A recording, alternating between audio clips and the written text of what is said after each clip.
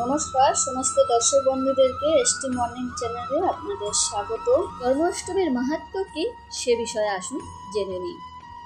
ভবিষ্যৎ পুরাণ থেকে জানা যায় যে যুধিষ্ঠির শ্রীকৃষ্ণকে বললেন, হে কৃষ্ণ, জন্মাষ্টমীর ব্রত পালন করলে কি ফল পাওয়া যাবে?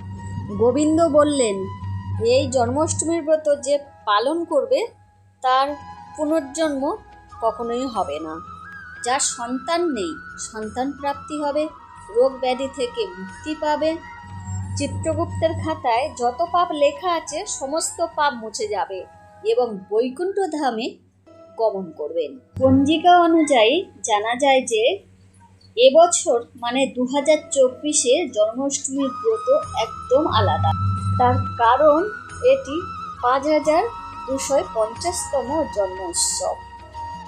আপনি যদি নতুন দর্শক বন্ধু হন, চ্যানেলটি সাবস্ক্রাইব করবেন এরকম নতুন নতুন ভিডিও পাওয়ার জন্য। অষ্টমী তিথি থাকছে 26শে আগস্ট সোমবার দুপুর 3:40 থেকে 27শে আগস্ট দুপুর 2:18 পর্যন্ত অষ্টমী তিথি থাকছে। রোহিণী নক্ষত্র শুরু হচ্ছে 26শে আগস্ট সোমবার 3:54 থেকে 27শে আগস্ট মঙ্গলবার দুপুর 3:37 পর্যন্ত রোহিণী নক্ষত্র থাকছে। শুভ তিথি থাকছে রাত্রি 11টা থেকে 12:14 ভেতরে পূজা করলে ভালো ফল পাবেন। সকালবেলা উঠে স্নান ধান করে তুলসী পাতা, চন্দন ও ফুল দিয়ে গোপালকে পঞ্চগব্য দিয়ে স্নান করিয়ে চন্দনের তিলক কেটে সাজিয়ে দেবে। গোপালের প্রিয় খাবার হলো ক্ষীর, তালের বড়া ও লাড্ডু। খেয়াল রাখবেন, আপনি যদি উপোস করে থাকেন, যে প্রসাদগুলি চড়াবেন কখনোই আপনি সেগুলো খাবেন না, পরের দিন প্রসাদ হিসাবে গ্রহণ করবেন। পঞ্চশস্য এগুলো খাবেন না। উপোস করার আগের দিন অবশ্যই নিরামিষ গ্রহণ করবেন।